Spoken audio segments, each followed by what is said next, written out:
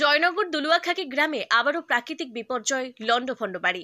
দক্ষিণ 24 পরগনার জয়নগর দুলুয়াখাকি গ্রামে কিছুদিন আগে খবরের শিরোনাম ছিল অগ্নিসংযোগে একাধিক বাড়ি ভস্মীভূত হয়।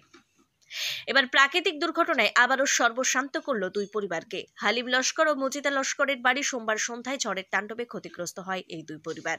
অগ্নিসংযোগের পর যেটুকু সাহায্য পেয়েছিল সেটুকু নিয়ে আবার বেঁচে থাকার আশ্বাস জুগিয়েছিল। আবারও প্রাকৃতিক রোষে এবারে সর্বশ্রান্ত হয়ে নিরুপায় অবস্থা হয়ে কান্নায় ভেঙে পড়েছে দুটি পরিবার। সোমবার সন্ধ্যা থেকে তাদের আর কপালে কোনো খাওয়া জোটেনি। ভেঙে পড়া ছাউনিগুলো আবার জোড়া লাগানোর কাজ মঙ্গলবার সকাল থেকে শুরু হয়েছে।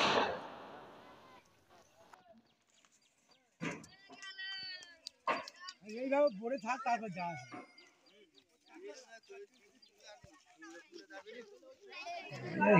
এই ধর 3 দিন আগে ঘর বাড়ি সব পুড়ে গেল, তারপরে ফেরেই ঝড় বৃষ্টি হয়ে ফেরেই চলে গেল কিছু নিয়ে, আর উড়ে নিয়ে সব পানি ফেলে দিলে। আর কি করবো, আর কিছু নিয়ে বসে আসবে, খাওয়া দাওয়া নিয়ে আর বসে আছে চুপচাপ। আপনার কি ক্ষতি হয়েছে? বাড়ি ঘর সব উড়ে গেছে, আর ক্ষতি আর কি হবে। আপনি কি চাইছেন? আর সাহায্য তো দিতে হবে, কিছু না হলে চলবে কি করে। এই ঝড়ে আপনার কোনো বাড়িতে কোনো ছেলেমেয়ে কোনো আঘাত হয়েছে? না, আঘাত হয়নি কারোর, খুব একটা সব পেয়ে দিয়েছি। আপনি কি সরকারের কাছে সাহায্য দিতে চান? না, তা সাহায্য না দিলে তো করবো কি, আমি আমার আছে কিছু যে আমি করবো। আপনার নাম? হালিম লস্কর।